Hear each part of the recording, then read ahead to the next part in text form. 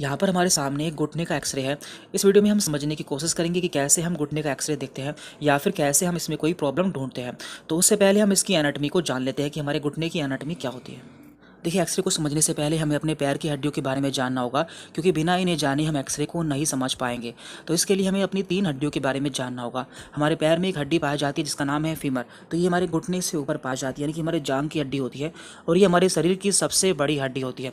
और हमारे घुटने के नीचे 2 हड्डी पाई जाती है, एक होती है टिबिया और एक होती है फिबुला। देखिए, टिबिया जो होती है वो बड़ी हड्डी होती है, जबकि फिबुला छोटी हड्डी होती है। तो इसे हम थोड़ा जूम करके समझ लेते हैं। यहाँ पर ये बड़ी हड्डी फीमर है, ये टिबिया और ये छोटी हड्डी फिबुला है, और इनके बीच में एक बोलनुमा स्ट्रक्चर पाया जाता है जिसे कि हम पटेला कहते हैं।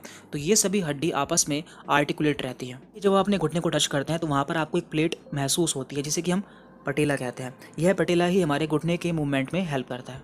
और देखिए, जब भी हम घुटने का एक्सरे करते हैं तो उसमें हमें 2 व्यू लेने होता है, यानी कि इसे 2 तरीकों से करना होता है। एक होता है एपी व्यू, यानी कि एंटीरियर पोस्टीरियर व्यू, और एक होता है लेटरल व्यू। तो ऐसा क्यों करते हैं ये भी हम समझ लेते हैं। तो इसे समझने के लिए यहाँ पे हमने एक डायग्राम लिया हुआ है। इसमें देखिए आप, एक शेर ने अपने बच्चे को मुंह में लिया हुआ है। तो यहाँ पर 2 व्यू हैं, एक है यहाँ पर एपी व्यू और एक है यहाँ पर लेटरल व्यू। एपी का मतलब होता है सामने से। यदि हम यहाँ पर सामने से देखते हैं तो हमें इमेज कुछ इस तरह की दिखाई देती है। शेर के मुंह में बच्चे का सिर भी दिखाई दे रहा है।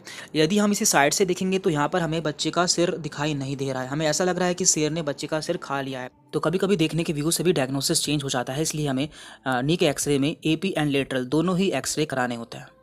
देखिए, जब भी हम एपी व्यू वाला एक्सरे कराएंगे तो हमारी जो फिबुला बोन होगी वो बाहर की तरफ होगी, और टिबिया बोन जो होगी वो अंदर की तरफ होगी, और पटेला बोन जो होगी वो सामने की तरफ होगी। और जब हम लेटरल एक्सरे कराएंगे तो हमारी पटेला बोन कुछ इस तरह से हमें दिखाई देगी और फिबुला बोन हमारी बाहर की तरफ होगी। तो सबसे पहले हमारे सामने ये नॉर्मल एक्सरे की पिक्चर है। इस एक्सरे में कोई भी प्रॉब्लम नहीं है, और ये इसका एपी व्यू है, यानी कि एंटीरियर पोस्टीरियर व्यू है। हम इसे सामने से देख रहे हैं। ये इसकी राइट साइड है और ये इसकी लेफ्ट साइड है। तो यहाँ पर जो ऊपर है ये है इसकी फीमर बोन, यानी कि ये हमारी बड़ी हड्डी है फीमर बोन। नीचे है ये टिबिया बोन, टिबिया, और साइड में है ये फिबुला बोन। तो इस तरह से इसमें ये अरेंजमेंट रहता है। और इनके बीच में ये जो हड्डियाँ होती हैं, इनके बीच में कुछ स्पेस पाया जाता है, यानी कि कुछ खालिस्तान पाया जाता है, जो कि बिल्कुल नॉर्मल है। और ये इस एक्सरे का लेटरल व्यू है, यानी कि हम इसे अब साइड से देख रहे हैं। तो हमें साइड से कुछ इस तरह का दिखाई देता है। ये फीमर बोन है, ये टिबिया बोन है, और ये फिबुला बोन है, और ये यहाँ पर पटेला बोन है। तो आपस में ये कुछ इस तरह से जुड़ी रहती है। देखिए, जो हमारे जॉइंट्स होते हैं उनके बीच में कार्टिलेज पाई जाती है जिसे कि हम हाइलाइन कार्टिलेज कहते हैं, और इसके बीच में कुछ पानी सा भरा रहता है जिसे कि हम साइनोवियल फ्लूइड कहते हैं। तो इस पानी का काम क्या होता है, ये हमारे जॉइंट्स को आपस में टकराने से या फिर रगड़ने से बचाता है। तो कभी कभी जो पानी होता है या फिर जो ये कार्टिलेज होती है ये ख़त्म या फिर कम हो जाती है, जिससे हमें प्रॉब्लम हो जाती है और हमारे जो घुटने के जॉइंट्स होते हैं वो आपस में टकराते हैं। आप यहाँ पर साइड में देख सकते हैं, जो एक्सरे है उसमें जो जॉइंट्स हैं उनके बीच में बिल्कुल नॉर्मल स्पेस है, यानी कि यहाँ पर जो कार्टिलेज है वो पूरी तरह से बनी हुई है, यानी कि ये पूरी तरह से एक नॉर्मल एक्सरे है, इन्हें कोई भी प्रॉब्लम नहीं है। तो कभी कभी जब हम एक्सरे में देखते हैं तो हमें कुछ इस तरह की पिक्चर देखने को मिलती है। इसमें जो बीच का स्पेस है वो पूरी तरह से खत्म हो चुका है, यानी कि लॉस ऑफ जॉइंट स्पेस, और इस प्रॉब्लम को हम कहते हैं ओस्टियोआर्थराइटिस। और देखिए, जो बीच का स्पेस होता है वो एकदम से खत्म नहीं होता है, ये धीरे धीरे एक पर्टिकुलर एज में खत्म होना स्टार्ट हो जाता है।